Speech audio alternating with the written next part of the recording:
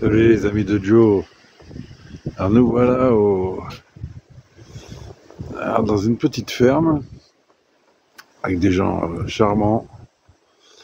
Alors qu'on a un cheval et un âne. Je sais pas si tu arrives à voir l'âne, il est plus bas. On voit les oreilles qui dépassent un peu là. Juste derrière le cheval, il y a un petit truc noir, c'est l'âne. Une ânesse. Donc j'ai été rattrapé par la civilisation. On m'a prêté ce petit coin douche. Et voilà, petit évier, petit chauffe-plat, chargement de batterie, approvisionnement d'eau pour Joe. Voilà, là on est aux petits soins et avec vue sur les Causses. Ça c'est les Causses tout au fond, là, les Causses dont je viens. Je viens d'un petit village de Véro qui était juste derrière. Alors, monsieur Joe, qu'est-ce que t'as? Pourquoi t'es rentré? Tu ferais pas météo, toi? Quand l'âne rentre, c'est que ça va tomber. On nous annonce de la pluie depuis hier et je sais pas, toi, il est 9h du matin, il pleut toujours pas. Mais j'ai un indicateur. Puis ce matin, depuis hier, il traîne. Même il a roupillé dehors. Et là, tu vois qu'il se cale. Thermomètre, on va t'appeler. Bon, voilà l'hôtel. Donc, effectivement, je me prépare pour la pluie, donc j'ai sorti la bâche. Avec une grande bâche, tu fabriques une tente, tu vois. Donc là, j'ai posé au sol et de quoi replier contre le mur. Donc ça peut toi replier tout. Et en dessous, j'ai un petit coin. Donc on va tester notre premier camp de survie avec quand même un toit. Hein. Donc ça devrait aller. Mais tu vois que les planches sont disjointes. Un jour. Je vais sécher des fringues, mais je crois que je vais les rentrer.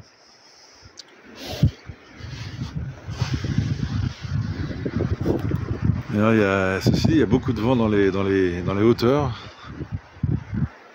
Ça souffle depuis cette nuit. Hein. Mais ici, là où je suis, il y en a très peu. Tu vois, regarde, les brindilles ne bougent pas. À peine, quoi. Il est très bien situé. Donc on n'a pas le vent déjà. Bon alors, la météo, là, qu'est-ce que t'en dis? La pluie, là, j'ai l'impression que ça s'éclaircit, Joe. Donc entre toi et la météo, vous n'êtes pas au point. Hein. Alors là, justement, parce que moi j'écoute la météo, donc je me dis qu'il va pleuvoir aujourd'hui. Là, je suis sur mon foin, hein, donc effectivement c'est hyper chaud, j'ai super bien dormi. Et là, voilà. Toi, avec une bâche, évidemment, tu arrives à isoler tout un camp de la pluie. Hein, j'ai mis d'abord en bas, et puis je l'ai retourné. Ça va. Et voilà, et tu peux faire un petit, après, là, tu vois, bon, je pourrais accrocher des morceaux de ficelle, etc.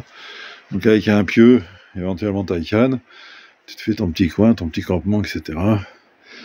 Donc là, c'est rudimentaire, on est d'accord, c'est rustique, mais voilà, l'important c'est que les choses soient fonctionnelles, hein, ce genre de situation. Donc l'important c'est que je sois au sec et que demain, il y a normalement éclairci demain, je reprenne la route tout sec. C'est très important ça. Voilà, il y a des fondamentaux. Hein. Quand tu voyages, faut pas avoir faim, faut pas avoir soif, faut pas avoir froid, faut pas être mouillé. Hein, voilà, c'est ce qui te permet de durer. Donc bon, de toute façon, ça y est, hein, la décision est prise. Hein, je passe la journée ici et je pars demain matin.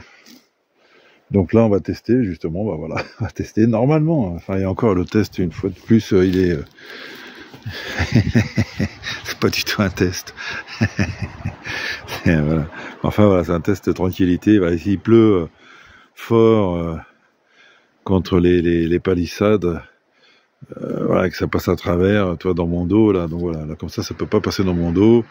Et après bon bah j'ai devant moi, j'ai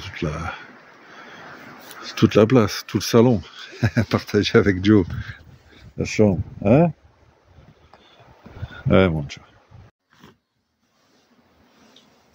Ben, je te dis, ça fait quand même un peu baromètre, hein, un âne qui rentre dans sa petite stalle. Mais la météo tient pour le moment.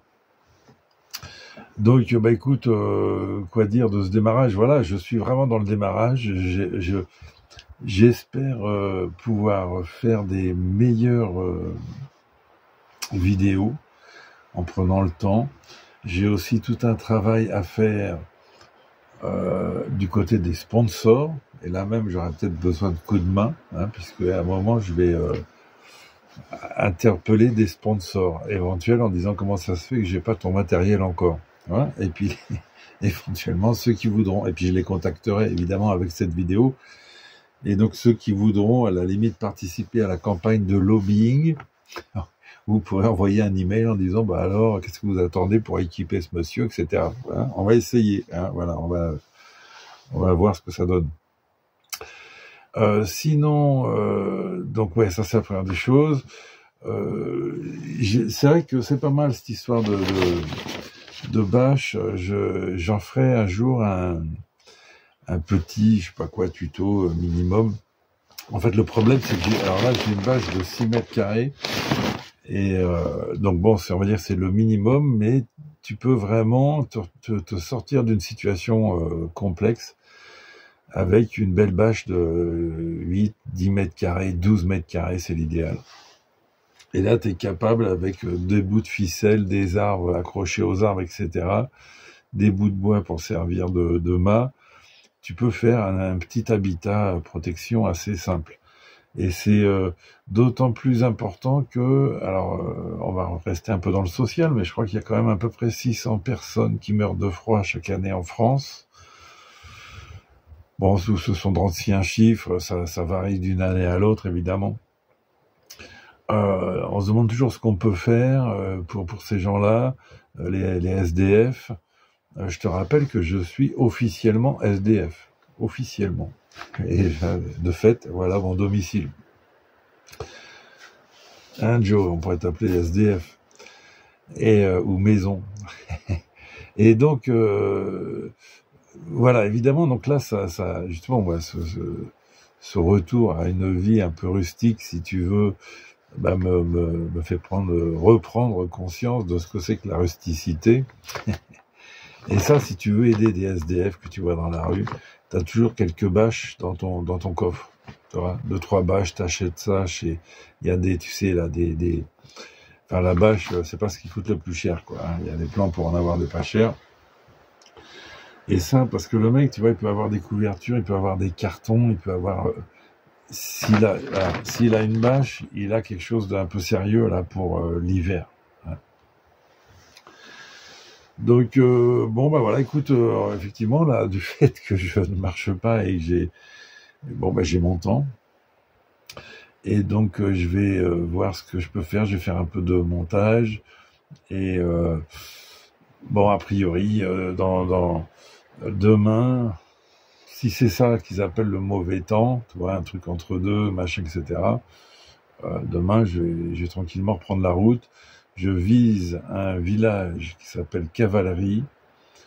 C'est à 2 jours de marche. On pourrait le faire en une journée. Mais il y a, bon, je crois qu'il y a quand même quelque chose comme 20-23 kilomètres. Et encore une fois, on est là pour Joe et moi-même d'ailleurs à d'abord se faire une mise en forme. Lui-même, c'est pas une remise, lui c'est sa mise en forme. Il faut qu'il s'assure son pas, que tu vois, qu'il prenne la musculature qu'il faut. Et moi c'est pareil, je me dérouille. Hein, donc bon, on est dans cette période-là. Et ce qui fait d'ailleurs qu'effectivement, je suis très attentif encore à plein de choses qui me prennent du temps, au bout du compte. Mais c'est très bien, c'est ça, l'apprentissage. Et donc, je vais aller à cavalerie dans 2 jours, et avec 2 jours de marche, et je pense que là, je vais me poser, peut-être, il faut que je me trouve un coin pour me poser peut-être une bonne semaine. Parce que là, ils annoncent la vraie dérouillée en météo dans 3-4 jours, en début de semaine prochaine. Et là, on va voir, mais j'ai aucune envie de me prendre des dérouillés. Et donc, je vais me trouver une grotte, une cabane, un endroit sympathique où je peux planter ma tente bien fixée, tu vois que. Et puis je vais passer, je pense, une semaine peut-être à la cavalerie, qui est un petit village qui a des commerces, une poste, un bistrot, etc. Enfin, tu vois. Et donc là, je peux passer une semaine peut-être. Bon, avec une planque pour Joe aussi, évidemment. Justement, toi, voilà, qu'on se trouve une planque et qu'on attende la fin de cet épisode pluvieux intense. Ça va s'arrêter. Donc, voilà. Eh ben, écoute, affaire à suivre. On attend la pluie, Joe. Bah, c'est définitivement pas un baromètre. Il ne pleut toujours pas, comme l'a indiqué la météo et Joe. Tu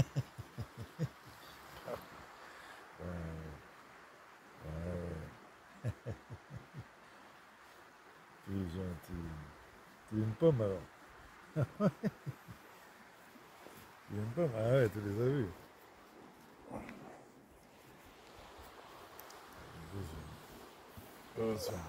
Viens là.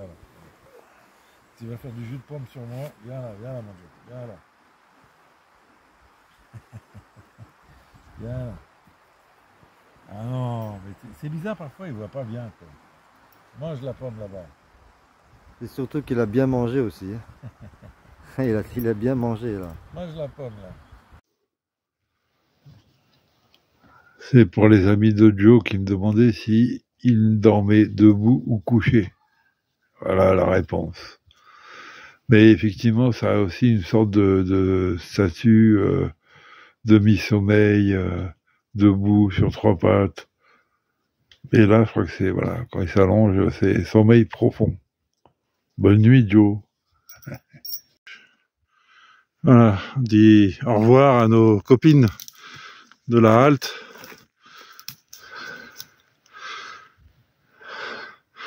Allez, on y va.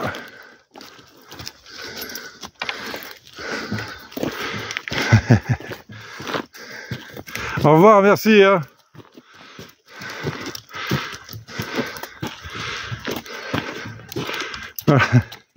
Voilà, une ancienne ferme, un ancien club hippique qui reçoit encore beaucoup de chevaux. Et donc, voilà, dans les hauteurs du causse du Larzac.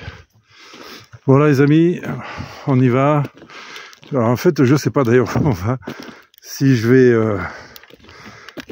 faire les 15 km pour aller à la cavalerie, nom d'un village où je... Bon, alors là, effectivement, on est... Attention, 2 secondes de Joe. Joe qui va avancer. On est donc toujours dans les causses du Larzac, évidemment. Et tu vois que là, on est un peu au niveau des nuages. C'est quand même assez intéressant. Arrête, 2 secondes, Joe. Joe veut marcher. Enfin, le matin, faut que ça avance.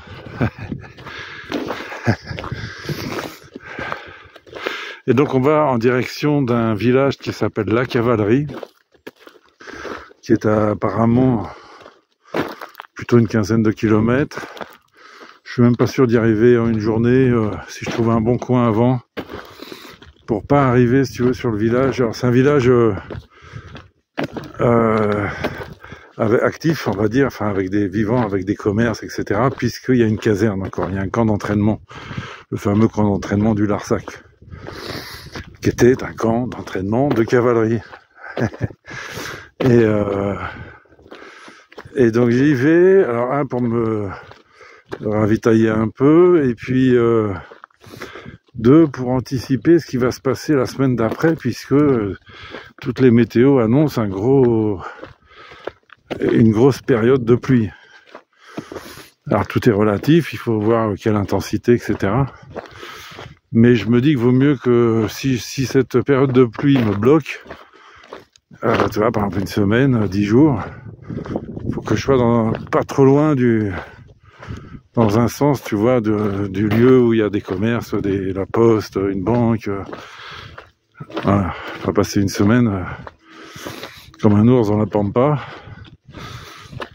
Donc voilà, mais bon, c'est pas sûr aussi, il faut que je trouve un endroit approprié. Et alors qu'on m'a indiqué un autre endroit, on ne peut plus approprié, mais plus loin.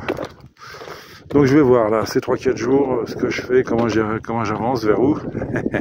Toujours en direction du sud, bien sûr. Et voilà, on passe entre les gouttes en ce moment, c'est super beau. À tout à l'heure. Voilà, quand tu te dis, c'est cool, mon âne, il connaît que moi, il marche derrière moi, sans bouger, sans se balader, tu parles. Voilà où je le retrouve. Planté dans un champ, qu'est-ce que tu veux faire? Tu crois que ça repousse? Donc il s'est un peu écarté du chemin, voilà, tu vas marcher sans être attaché. Mais oui, t'es beau mon Joe. Alors c'est pas qui flanche, hein. C'est qui traîne. Ça va mon Joe? Petite pause casse-croûte? T'as raison. Là, attention, tu vois les branches, ça fait peur. Bon là, c'est pas Joe qui est en avance, c'est Joe qui a fait demi-tour parce qu'il a entendu braire un âne. Ils se sont parlé, s'en envoyé des SMS et Joe est parti au trot. Là, je sais pas pourquoi il s'est arrêté. On va essayer de le choper. Ouais, t'es un chef, mon Joe. C'est un copain, hein. Voilà, il y a un âne par là-bas, au loin, cabré. On peut pas courir après tous les ânes. Hein? Donc je suis au hameau de Montredon, sur le plateau du Larzac. Alors il a 2 particularités, ce hameau. Comment il s'appelle? José Bové s'y est installé, a construit un chalet ou quelque chose comme ça. Vu de la vieille, hein, qui donc vieille écolo, qui démontait, qui s'était rendu célèbre en démontant un McDonald's à Millau. Aussi les faucheurs de maïs transgéniques. Bon, mais maintenant on va dire que ça doit être un ancien. Et deuxième particularité, je sais pas si tu entends. Derrière, là, il y a un des plus grands camps d'entraînement militaire, le camp de la cavalerie du Larzac. Et ces bâtiments, donc je viens d'apprendre, là, sont exploités par des jeunes bergers. Et ça appartient en fait à l'État, ça appartient à l'armée. Mais ils ont un bail jusqu'à leur retraite, hein, pour exploiter le bâtiment. Donc ils l'exploitent. Et c'est un très bel ensemble. Et donc de temps en temps on entend... T'entends?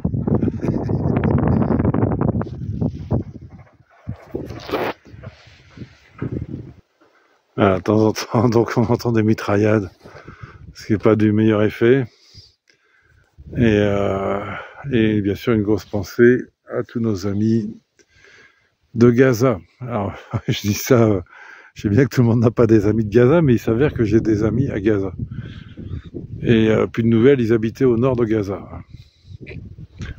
Affaire à suivre, je retiens ma flèche, évidemment. Bon là, sinon voilà, on reste sur le nomadisme. Bon, alors, évidemment, ça y est, j'aurais fait de la pub, j'aurais pas voulu leur faire de la pub, mais on va négocier avec ces gens-là, ces constructeurs de tentes, faut que je leur fasse de la pub. C'est une très bonne tente. Très pratique. Elle a deux... Elle se monte assez facilement, un gros quart d'heure tout seul. Et donc elle a une sorte de, voilà, de première pièce. Tu stockes tes choses, etc. Et une relativement grande chambre. Enfin, je sais pas si on peut voir grand chose. Hein. Dans le sens où c'est prévu pour 4 personnes. Donc c'est pour ça que je pense que vraiment, quand tu vois le truc de loin, c'est vraiment c'est parfait pour Joe, la grande partie. Et là, Joe, il est dans un pré.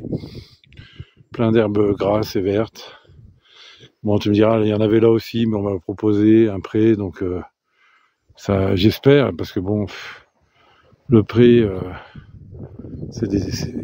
quand tu vois les sauts que c'est capable de faire Joe, j'espère qu'un jour je le filmerai en train de sauter sur un mur, des trucs comme ça. Tu vois qu'il y a des petites barrières de pré pour brebis en faisant blanc, quoi. Donc j'espère que je retrouverai Joe demain. On verra ça. En tout cas là, il a tout, il a l'eau, il a... mais il est tout seul. Mais on s'entend, on se parle, hein. T'as vu, on se parle et donc il sait que je suis là, je sais qu'il est là. Donc voilà, et là, alors là, bon, elle est pas bien fichue ma tente, mais je l'ai montée en plein vent. Ça s'est calmé, mais il y a du vent. Et là, en fait, bon, à l'arrière, hein, c'est le bas hein, qui ressort. Et surtout, là, je vais la tester, puisqu'il nous annonce de la pluie ce soir et demain. Bon, ça se trouve, il n'y en aura pas. Mais donc, du vent, de la pluie, et voilà. Et donc, bah, c'est le moment de tester cette fameuse tente. Et on verra si j'en ressors mouillé de cette saucée, ou si au contraire, voilà, c'est le bon outil qu'il me faut. Affaire à suivre, les amis. Bah, je continuerai, puisque là, j'ai pas de... Je vois que je suis vraiment paumé, que j'ai pas de connexion. Donc j'accumule, hein, voilà, tant que j'ai pas de connexion, j'accumule sur une vidéo et vous voyez les petits extraits de ce qui s'est passé. Je pourrais m'arrêter 1000 fois, mais voilà, après ça va faire en plus ça va faire des longs numéros. Donc voilà, il faudrait que je fasse beaucoup plus de petites scènes. Hein, je vais m'organiser, hein, voilà. Mais là pour le moment, c'est vrai que je suis encore bien concentré sur Joe, hein, tu vois, sur Joe, sur moi d'ailleurs aussi, quoi. Tu vois, pour le moment, c'est ça qui m'omnibule, hein, plutôt que de faire des plans vidéo. Tu vois, voilà, Joe est jeune, au bout du compte, ce sont ses premiers jours de randonnée, quoi. Tu vois, il découvre tout. Donc je fais vraiment très gaffe. Là, il m'a bien fait marcher aujourd'hui, hein, en faisant des demi-tours. Donc il a fini à la longe, et c'est pour ça au pré aussi, ouais.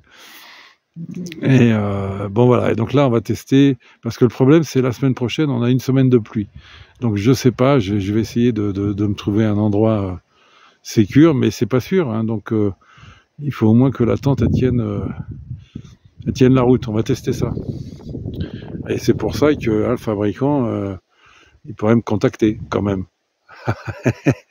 Hein, qu'on parle un petit peu sponsoring et partenariat. Bon allez, à très bientôt les amis, on lâche rien. Alors le petit instant pub, hein, c'est là que je dors ce soir. Donc là, là à côté du fromage, hein, c'est de la tome. Bouge pas. La tome de chez Tom, faite ici par les moutons que j'ai croisés, les brebis que j'ai croisés. Et donc on est vraiment là au cœur des Causses.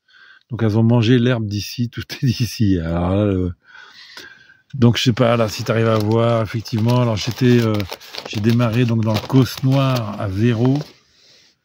Voilà, tu vois.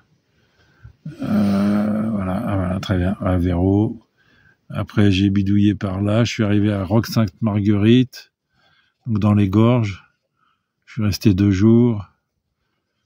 Et puis elle est pas mal cette carte. Et puis j'ai passé la soirée d'hier au Priva, ici, dans une ferme là, qui a vraiment l'ancien centre équestre. Super truc. Là, je suis à Montredon. Et donc, c'est là la ferme de Montredon. Si vous voulez du bon fromage, de la bonne tome de brebis de Montredon. Voilà, la cave. Et donc voilà, et ils ont ils vendent sur place, mais surtout ils ont une boutique à Nantes. C'est-à-dire, tout le monde prononce Nantes comme la ville de Nantes, mais il n'y a pas de E à la fin. À Nantes. Donc il y a une petite boutique. Alors vraiment, voilà, je leur fais de la pub, ceci dit, c'est un peu le but d'essayer de promouvoir les gens qui bossent. Donc ça c'est la boutique, voilà, à mon avis, si vous voulez commander, etc., de la vraie tome, elle est là. 5 places de Clos, 12 230 à Nantes, sans eux. Et le mieux c'est de les appeler, 05 65 47 51 33. Boutique bistrot paysan @gmail.com. T'as vu l'adresse? Tu vois, boutique. Attends, faut que ça se règle après. Boutique et bistrot. Oh merde. Bon, le mieux c'est de les appeler. Voilà. Boutique et bistrot paysan avec un S à paysan @gmail.com. Bon, voilà. Donc voilà l'instant pub. Voilà, et moi donc effectivement, donc là je suis à Montredon.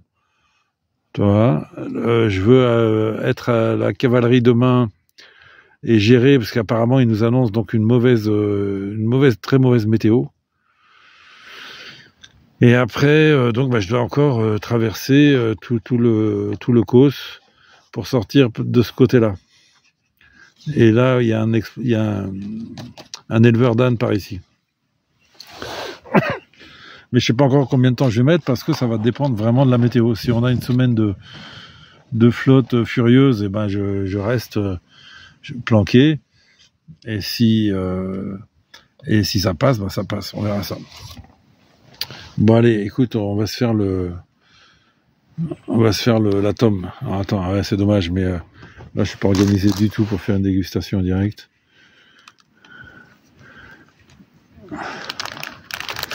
Avec une main, il faut une main pour une main pour tenir le téléphone et une main pour couper. Donc voilà, j'ai un petit pied quelque part, mais voilà, j'ai pas sorti évidemment. Bon écoutez, bon appétit les amis. On teste le vent. Pour le moment, ça va. Il y a des belles bourrasques et ça tient. Ça gigote un peu. Mais ça va. On se fait un petit thé, c'est l'heure du thé.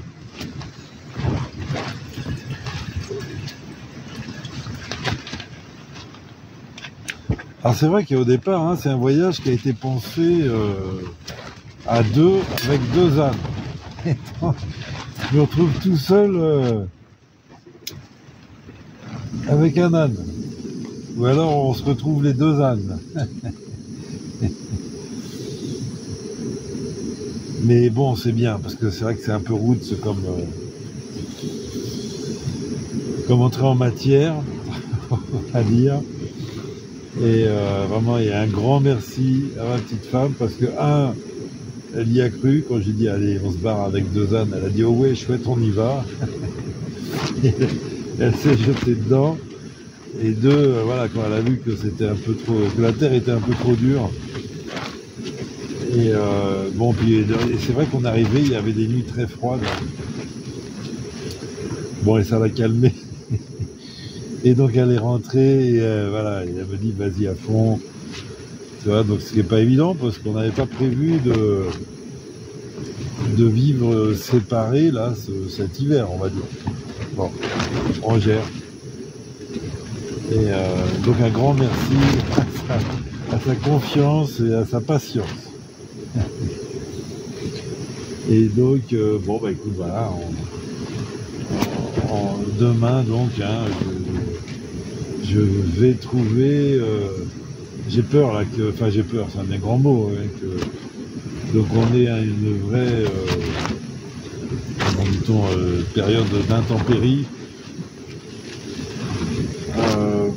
C'est vraiment un truc que j'ai pas envie, quoi. Marcher sous la pluie, Joe sous la pluie, on peut, s'il fait pas trop froid, si c'est pas des pluies, tu vois, intenses, si ce sont des petites pluies intermittentes, pourquoi pas. Là, si ça se transforme un peu en tempête, là, on va se calmer. Donc voilà, alors la tome parfaite, la tome du pays, du Larzac, parfaite. Et alors bon, j'ai pas vraiment regardé le prix d'ailleurs, hein, j'ai pris une demi-tome. Mais enfin, j'ai pas pris une demi-tome, j'ai dit que j'avais que 5 € sur moi. Et c'est vrai, c'est pour ça qu'il faut que j'aille en ville pour retirer de l'espèce, parce que évidemment, dans les campagnes, il n'y a pas de distributeur carte bleue à tous les carrefours. Donc là, c'est aussi pour ça que j'y vais simplement pour cette question de liquidité. Et donc voilà, donc je lui ai donné 5 € et elle m'a donné une demi-tome. J'ai pas fait gaffe si elle avait pesé ou quoi que ce soit. Mais bon, bah voilà, une demi-tome 5 €. Aujourd'hui, pour 3 à 4 €, t'as des bouts de fromage industriel, quoi. Et donc, en quantité, une demi-tome, c'est une demi-tome quand même. Hein. Au bon entendeur, salut. Là, je fais ma pub pour les éleveurs de brebis du Larzac. Et bon, bah écoute, voilà, l'aventure continue. Hein, donc, quand je peux poster, là, celle-là, normalement, il y a un peu d'internet là où je suis. Je pense pas que j'ai réussi à la charger, mais enfin, tu vois, je vais la mettre en charge ce soir et peut-être que quand j'arriverai demain à la cavalerie, il y aura suffisamment de débit internet pour qu'elle se télécharge. Donc voilà, donc là j'aurai toujours évidemment une journée ou deux de retard. Un grand merci vraiment à tous les commentaires bienveillants et encourageants. Et un grand merci à ceux qui m'accordent des tapes. Et à très bientôt tout le monde.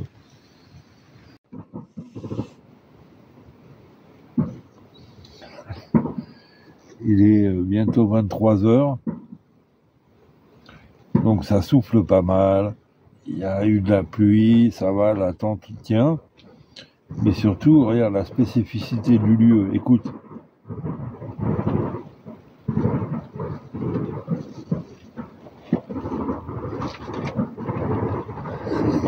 C'est les militaires qui s'entraînent à la guerre la nuit. Ah, ils sont tous morts. Bon, allez, bonne soirée, à très bientôt les amis. Premier incident de parcours, la pluie est rentrée dans la tente. Alors j'ai vu, en fait c'est effectivement la partie extérieure qui n'a pas été assez tendue. Je me demande bien par qui. Et donc elle a touché la toile blanche et qui par capillarité, mon duvet a attiré l'eau. Et voilà. Donc là il est en train de sécher. A priori, je pars demain. Le petit village de cavalerie. Donc fondé plutôt par l'ordre des Templiers au retour des croisades. Là, ils étaient un peu à l'amende sur le Larzac. Et donc là pour le moment, moi j'y suis venu en stop. J'ai laissé Joe à Montredon, là où j'ai pris la saucée. Je fais des courses en aller-retour, tu vois, en stop. Et je reste sur Montredon et je prends la route demain, mais pas en direction de cavalerie. Je te raconterai tout ça. Maison, mais...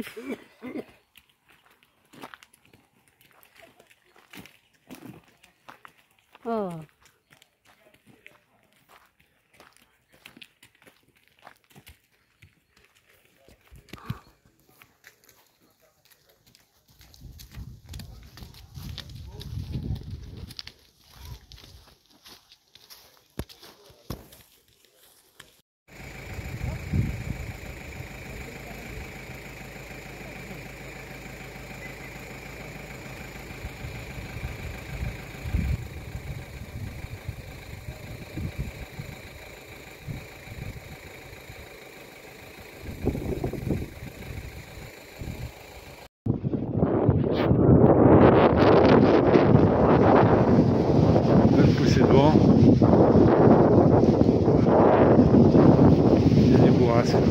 ça va,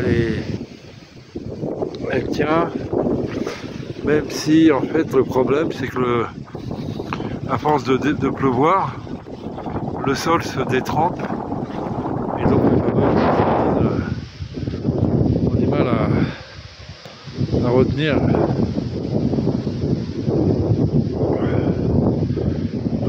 Donc voilà, et donc le vent plus la pluie, c'est ça. Voilà. Il y a eu plusieurs qui ont été plantés et replantés. Voilà, on a surtout le vent.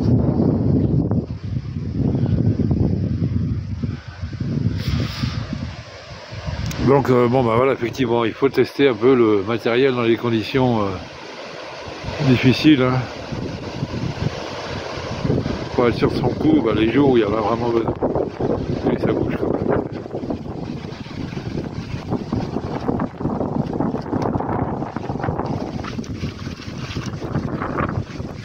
C'est étonnant, c'est un concept de temps qui repose sur l'espèce de souplesse. Et les grandes barres en carbone là sont capables de se tordre, de se remettre à l'endroit. C'est assez étonnant.